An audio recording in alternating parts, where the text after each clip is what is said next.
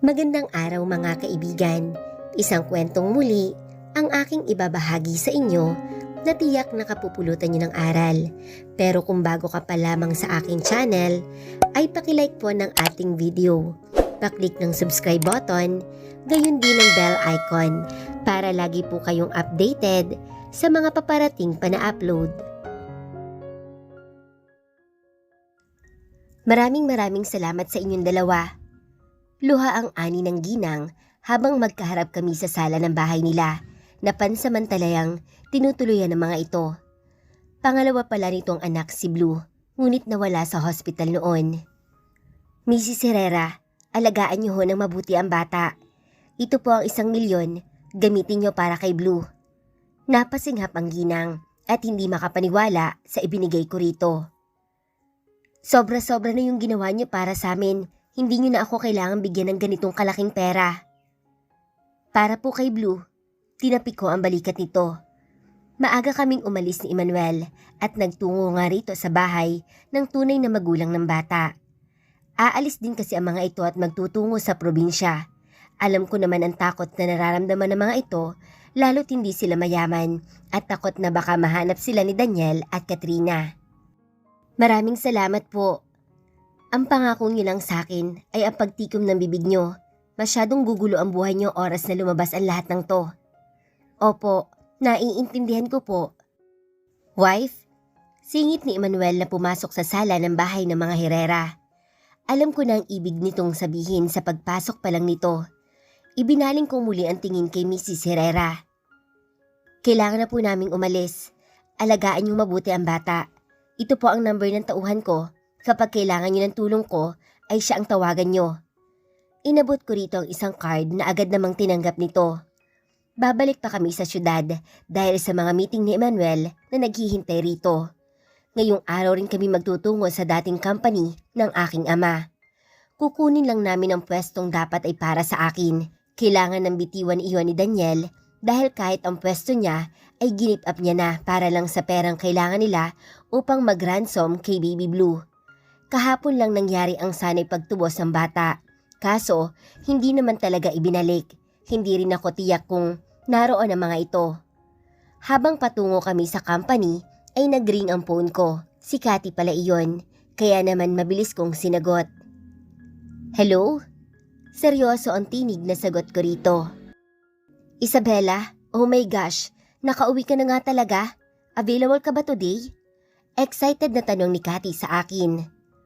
Not sure kung kailan ako magiging available. I'm with Emmanuel. Oh, pwede tayo magkita soon? I miss you, girl. Halatang masayang-masaya ito. Okay, text na lang kita kapag available na ako. Pati na rin ang time and place. Malapit na kami sa company. Okay, see you. Pagkababa ko ng phone ay gumuhit ang ngiti sa labi ko. Mukhang masaya ka. Nakakatuwa si Cathy. Hindi nakakalimot. Sana lang ayusin ng kaibigan mo ang desisyon sa buhay. For keeps ang babaeng yon. Nagkibit balikat si Emmanuel. Wala akong say sa mga ganyang ganap sa buhay ng mga kaibigan ko. Nagpatuloy kami sa biyahe. Nang marating namin ng gusali, ay magkahawak kamay kaming pumasok doon. Halatang nagkakagulo ang mga inabutan naming executive na nasa loob ng company. Nang makita si Emmanuel, ay agad na sumalubong ang mga ito. Itong mga taong ito, yung mga loyal kay Daniel. Pero tingnan natin kung hanggang saan ang loyalty nila kapag nalaman nilang wala na ring share si Daniel dito sa company. Nandito kami para kausapin si Daniel Montenegro. Nakakapit ako sa braso ni Emmanuel habang kaharap ang mga lalaking lumapit sa amin. Nasa office na siya, nagpatawag din siya ng board meeting. Magaganap iyon mamayang 3 p.m. Wika ng isa. Good. See you later. Iginiya ako ng asawa ko patungo sa elevator. Mukha naman ang inaasahan ni Daniel ang pagdating namin. Nang makaharap namin ito, ay para na itong sumusuko sa buhay. Magulo ang buhok, pagod ang hitsura, hindi maayos ang suot na coat. Mugto rin ang mata nito na waring magdamag na umiyak. Isabella? Hindi si Emmanuel ang una nitong binati. Tumayo pa si Daniel at mabilis na lumuhod sa harapan ko. Nagkatinginan kami ni Emmanuel Ang sekretary ni Daniel ay nanatili sa kinatatayuan nito. Nasa mukha ang pagkahabag sa lalaki. Tulungan mo ako. Piliin mo ako please. Nagmamakaawang ani nito. What are you talking about? Kunwaring tanong ko rito. Daniel, baka nakakalimot ka. Asawa ko yan. Seryosong wika ni Emmanuel, pero hindi nagpatinag si Daniel. Nakaluhod pa rin ito sa harapan ko. May relasyon kami. Hindi kanya mahal. Palayain mo na siya para maging masaya na kami. Malutong ang naging tawa ko dahil sa sinabi nito. Nababaliw na si Daniel. Nagpapatawa ka ba? Tayo? May relasyon? Maanghang na ani ko na maluha-luha pa dahil sa ginawang pagtawa ko. Ibig mo bang sabihin ay pinaglaruan mo lang ako? O baka naman, linano nyo to? Naluluhang wika ni Daniel. Napakagatlabi ako at nagkibit balikat. Nang akmang susugod ito, ay mabilis na humarang si Emmanuel at malakas itong sinapak. It's time. Lumabas ka na ng gusaling ito. Sana rin na hindi ko na makita ang lahat ng kalat nyo sa mansyon ng pag-aari ko. Kalmadong wika ni Emmanuel.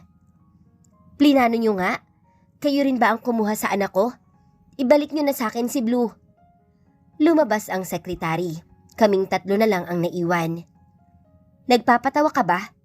Hindi namin pag-aaksaya ng panahon ng ganyang bagay. Ang kailangan namin ngayon ay ang tuluyan ka ng bumaba sa pwesto mo. Hinaplos ko pa ang pisngi nito. Nag-enjoy rin naman ako sa pakikipaglaro sa'yo. Bahagya akong tumawa at umayos ng tayo. Inakbayan naman ako ni Emmanuel. Hindi ko man nakuha ang justice na para sa dati kong kasintahan sa ginawa niyong pagpatay sa kanya. Sapat nang makita ko kayong lugmok at nagdurusa. Seryosong wika ni Emmanuel. Lumarawan ang shock sa mukha ni Daniel. Bahagya lang humiti si Emmanuel, saka inilabas ang cellphone at may tinawagan. Ilang sandali lang ay may pumasok na mga tauhan at kinaladkad palabas si Daniel. Nakikita ni Daniel kung paano gumuho ang dati niyang imperyo na napakatayog. Habang kinakaladkad siya ng mga tauhan ni Emmanuel palabas ng opisina, ay pinagtitinginan siya ng mga tauhan na siyang dating tinitingala siya. Nagbubulungan habang iiling-iling. Anong kaguluhan ito? Tili ni Katrina na agad na nabitawan ng bag at tinakbo ang asawa niya. Babe, what happened? Bakit nila ginagawa sa'yo to? Tarantang wika nito. It's over. Isama niyo na rin ang asawa niya na kalad ka rin palabas ng gusaling to. Make sure na hindi na siya makakapasok pa kahit sino sa mga Villanueva at mga Montenegro. Mariing biling ko sa katinapunan ng tingin ng mga ito. Walang kumilos kaya naman napaangat ang kilay ko. Ano pang hinihintay nyo? Natakot ata ang mga tauhan sa nakitang ini sa mukha at kilos ko kaya naman agad silang lumapit kay Katrina at Daniel. Saka pilit na pinatayo ang mga ito. Pinapanood ko lang sila na walang nagawa kundi kumilos na rin at magkusang maglakad. Anong ginawa mo, Daniel? Bakit kailangan mangyari sa atin to? Bakit kasi hinayaan mong mahulog yung sarili mo sa babaeng kamukha lang naman ni Carmela? Bakit kailangan sa pangalawang pagkakataon ay maipamukha mo sa akin na wagi pa rin ang kapatid ko? Kahit pa hindi siya yung babae na nasa loob, pakiramdam ko si Carmela pa rin ang nagwagi. Karma na natin to. Karma? Walang ganyan, Daniel. Hindi yan totoo. Kung sana lang hindi ka na lang kasi nagloko, kung sana lang nakontento ka na sa akin, wala na sana tayong ganitong problema. Nagbulag-bulagan ako. Kahit pa alam ko namang si Isabela yung gabi-gabi mong kinikita noon. Kahit pa alam kong halos bilhin mo na ang lahat ng gusto niya, itinikom ko yung bibig ko. Kahit gustong-gusto ko siyang sugurin, pinigilan ko para na rin sa sarili ko. Kasi nga kailangan natin ang mag-asawang yon para sa ikaka-asenso ng business natin. Kasi nga makapangyarihan sila. Malawak at malaki ang connection nila na matagal mo nang inaasam. Pero Daniel, mali yung naging paraan mo. Naging sakim ka na naman. Tumawa ito sa kasumandal sa kotse. Inalabas nito ang sigarilyo at mabilis iyong sinindihan. Mali? Kung hindi ako lumapit kay Isabela, sa tingin mo ba wala tayo ngayon sa posisyon na to? Mali ka, Katrina. Nagsimula lang naman ang lahat ng ito nung ikaw yung pinili ko. Pinakatamang desisyon na nagawa ko sa buhay ko noon ay hindi desisyon sa negosyo, kundi desisyon sa pagpayag na makasal kay Carmela. Ang dami kong sinayang na panahon sa buhay ko. Sinayang ko yung opportunity na ibinigay sa akin ng Diyos para maging masaya. Sinayang ko si Carmela. Mahal ko siya, pero hindi ako nakontento sa kaya niya lang ibigay. Sa sobrang tanga ko, naghanap pa ako ng iba samantalang pwede ko namang kontrolin ang sarili ko. O pwede ring pag-usapan na lang namin. Humugot muna ito ng malalim na paghinga. Katrina, ginamit ko yung kainusentehan ni Carmela, yung pagiging naive niya. Naging abusado ako. Tayo, kung nangyari man sa atin ito, tanggapin na lang natin. Agad itong tumayo sa pagkakasalampak at mahigpit na hinawakan ng kwelyo ng damit nito. No, hanggat hindi na iibalik sa atin ang lahat, hanggat hindi na iibalik si Baby Blue, hindi natin pwedeng hayaan na lang at tanggapin. Naging malamya ang naging ngiti nito. Baby Blue? Hindi ko naman siya anak, Katrina. Sa tingin mo ba pipiliin kita noon kung hindi ka nabuntis? Bahagya siyang tumawa at nailing. Katrina, masyado lang akong na-overwhelm sa bagay na kaya mong ibigay. Nagpakalunod ako sa kalibugan ko dahilan para mawala sa akin ang asawa ko. Hinding-hindi kita pipiliin kung binigyan mo lang ako ng pagkakataong itama ang lahat noon. So kasalanan ko pa? Kasalanan ko pa na mabilis kang bumigay sa panunukso ko? Kasalanan nating dalawa to, pero dapat natuto ka na. Hindi mo na dapat inulit pa kay Isabela. Ngayon, anong nangyayari sa atin? Tiyak ng asawa niya ang may gawa ng lahat ng kaguluhan na nangyayari sa atin. Tinabig nito ang kamay kong nakahawak sa damit nito. Tell me, anong nangyari sa baby natin? Natigilan ako. Kailangan mo pa bang malaman yon? Wake up, Daniel. Nawawala na sa atin ang lahat. Sigaw ni Katrina. Kailan pa nawala ang anak natin? Si Baby Blue? Bullshit, Katrina. Yung tunay kong anak, hindi yung batang ginamit mo lang para itali ako sa relasyong alam mong matagal ko nang nais ihinto. Napakagatlabi ako. Durog na durog ang pakiramdam ko ngayon. Damang-dama ko yung nararamdaman ni Daniel ngayon. Noong nasa yati tayo, nung nagpatihulog si Carmela, habang abala ka sa paghahanap noon sa kapatid ko, nung kinakailangan kong umuwi, nakunan ako nun. Takot na takot ako nun, Daniel. Nasa isip ko nung mga oras na iyon na may chance sa tayong dalawa. Hindi pwedeng masira ang chance na yun. Kaya kahit masakit sa akin na nawala ang baby natin, mas pinili kong pagtakban yung nangyari kasi nga ayaw kong mawala ka rin sa akin. Dahan-dahan akong lumuhod at yumakap sa hita ni Daniel. Parang awa mo na, Daniel. Ikaw lang ang gusto ko, kaya please, lumaban tayo. Huwag nating hayaang paglaruan tayo ng mga taong yun. No, wala nang reason para lumaban pa. Pagod na rin ako. Daniel, hindi pa katapusan ng mundo. May iibalik din sa atin si Blue. Mabubuo ulit tayo. Pagkatapos kong malaman na hindi ko siya anak, sa tingin mo dapat pa ba akong lumaban? Aanhin ko yung batang ginamit mo lang para itali ako sa tabi mo. Sa tingin mo dapat ko pang ipagpatuloy ang laban? After knowing din na, dahil sa akin, nakunan si Carmela? Sa tingin mo ba? Hindi mo kasalanan kung bakit nakunan siya noon. Baka nga gumagawa lang siya ng kwento. No, pinacheck ko sa hospital ang records niya. Alam kong nagsasabi siya ng totoo. Oh God, ako nga yung dahilan kung bakit nakunan ng asawa ko. Ako yung sumuntok at tumapos ng buhay ng bunting anghel na matagal ko nang pinapangarap para sa amin ni Carmela. Katrina, ang dami kong pinagsisisihan ngayon. Kung si Emmanuel, nais niyang kunin ang lahat ng meron ako, hayaan na natin. Alam ko na kung saan nagmumula ang galit niya sa akin. Napasabunot ako sa buhok ko. Inalalayan ako nitong tumayo. Umuwi na tayo.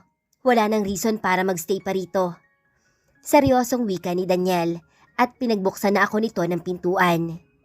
Dito na ba talaga matatapos ang lahat ng ito? Ito lang ba ang result ng lahat ng sacrifice ko?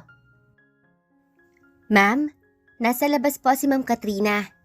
Imporma ng kasambahay sa akin. Pababa pa lang ako ng hagdan.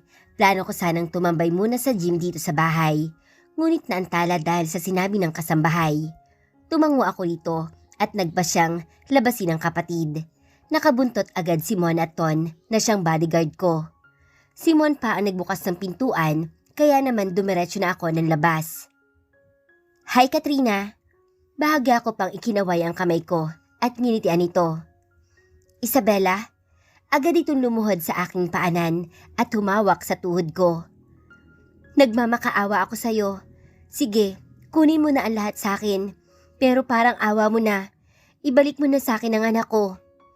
Lumuhod ako sa kamariing hinawakan ang panga nito. Mukha ba akong nangunguha ng hindi sa akin? Diba? Ikaw lang naman ang mahilig gumawa noon. Kinuha mo ang asawa ng kapatid mo. Kinuha mo ang negosyo ng pamilya mo. Ang anak ng iba. Lumarawan ng gulat sa mukha nito. Paano mong nalaman? Tama nga talaga ako. Ikaw si Carmela. Gigil na wika nito at agad na tumayo. Bahagya akong tumawa at umiling. Ako? Diba patay na si Carmela? No, buhay siya. Nakabalik na nga rin siya. Pero ngayon, hindi na namin mahagilap kahit saan pa namin siya hanapin. Bumalik lang siya para sirain ang lahat. Noong nawala siya, ikaw ang dumating. Noong nakabalik na siya, ikaw naman ang nawala. Ngayon, wala ulit siya, ikaw naman yung nandito. Katrina, mabaliw ka sa pag-iisip, pero hindi mo pa rin makukuha ang sagot na gusto mong marinig. Kumusta ang pinaiimbestigahan mo sa katauhan ko? May nahanap ka bang sagot? Nakangising ani ko rito. Paano ako makakakuha ng sagot? Malakas ang kutob ko na tauhan mo rin ang mga taong pinakilos ko para maghanap ng tamang sagot na maraming katanungan sa isipan ko. Gigil na wika nito. Ah, yun ba? Girl, hindi mo naman kasi sinabi. Kinausap ko tuloy sila. Ibinigay ko na nga lang ang lahat ng information na kailangan nila eh. Mali pa ba yun? Tatawa-tawang ani ko rito. Hayop ka? Gigil nitong ani sa akin at akmang sanang susugod, ngunit mabilis ko itong sinugodin.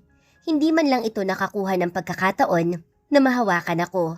Kinaladkad ko ito hanggang sa marating namin ang medyo basang parte ng kalsada na may naipong tubig dahil sa pag-ulan kagabi. Gigil na inginudgod ko siya roon. Ubus na ang pasensya ko sa'yo. Akala mo ba katulad ako ni Carmela? Nahahayaan kang maghari-harian? Bobo ka, Katrina. Hindi ka nga nakatapos ng pag-aaral kahit may opportunity nang ibinigay sa'yo dahil iba ang priority mo, di ba? Kung sino-sinong lalaki ang kinapitan mo kasi iniisip mo na baka wala kang manahin sa mga Villanueva. Paano mo nalaman? Gulat na ani nito. Binitawan ko siya. Gulong-gulo ang buhok nito at may gasgas pa. Pero nakadama ako ng satisfaction sa ginawa ko rito. Kung ikaw tatanga-tanga at hindi marunong humanap ng tauhan, ako marami ako niyan.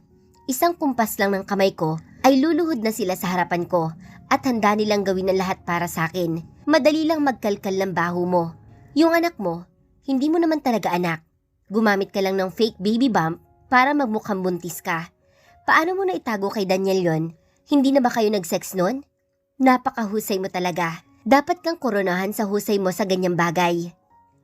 Gumapang ulit ito palapit sa akin. Umiiyak nang kumapit muli sa tuhod ko. Nagmamakaawa ako sa'yo. Huwag mong kunin sa akin si Daniel. Oh my gosh, iyan pa rin ba talaga ang nasa isip mo?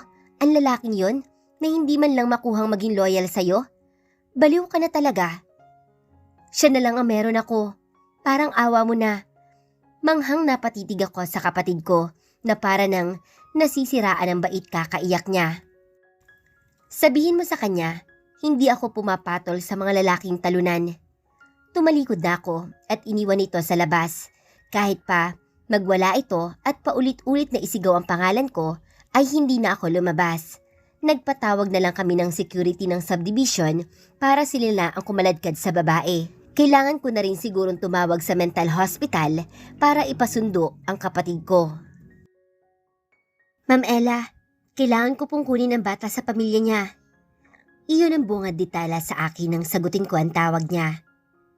Ha? Bakit? Malaki po pala ang problema ng mga Herrera rito sa probinsya nila. Nasaan ka ba ngayon? Papasok na po ako sa silid para kunin siya. Nabalitaan ko po yung planong sugurin ng mga tauhan ng kalaban nila ang bahay nila ngayon. Ganun ba?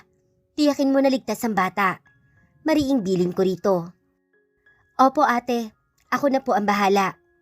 Nasa tinig nito ang kaba, pero alam kong determinado ito. Naririnig ko pa ang marahasiyang paghinga, ang pagbukas nito ng pintuan. Ingat ka, bilin ko pa rito. Hawak ko na po siya. Naririnig ko ngayon ang ginagawa niyang paglakad at pagtakbo, pati na rin ang marahas itong paghinga ay rinig ko. Nandiyan na sila. Sinong sila? Sunod-sunod na putok ng barilang malingangaw sa kabilang linya. Are you okay? Si baby? Kabadong tanong ko rito. Nakalabas na po kami. Buksan ang sasakyan.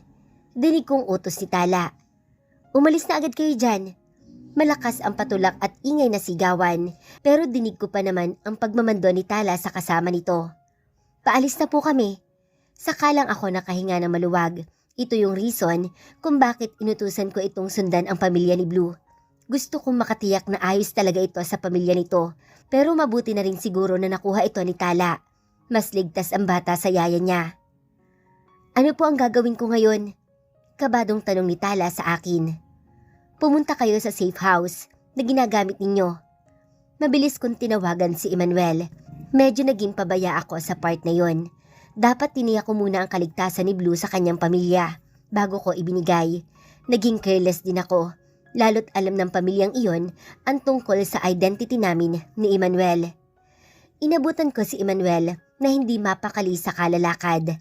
Bago nga ako nito kausapin, ay kinabig muna ako nito para yakapin ng mahigpit. Why? What's wrong? Tanong nito. Sinabi ko lang kasi sa tawag na kailangan ko siyang makausap. May problema sa pamilya ni Blue. Naitakas na siya ni Tala pero gusto ko pa rin makatiyak na ayos lang ang lahat. Okay, calm down. Isipin muna natin ang dapat nating gawin. Hindi alam ni Tala ang tungkol sa pagiging isang tao ni Ella at ni Isabella. Tiyak na maguguluhan ito oras na sumulpot ako roon kasama ko si Emmanuel. Tawagan ko si Lara. Sa tingin ko, mas mabuting sa isla muna manatili si Blue habang si Tala ay kailangang mailayo muna sa lahat ng ito. Wala kang planong sabihin kay Tala ang tungkol sa identity mo? Tanong nito sa akin. May plano ako pero hindi pa ngayon. Tumango naman ito. Puntahan mo si Tala para makuha si Blue. Sasama ako pero hindi ako magpapakita sa kanya. Okay, kukunin ko lang ang mga gamit ko.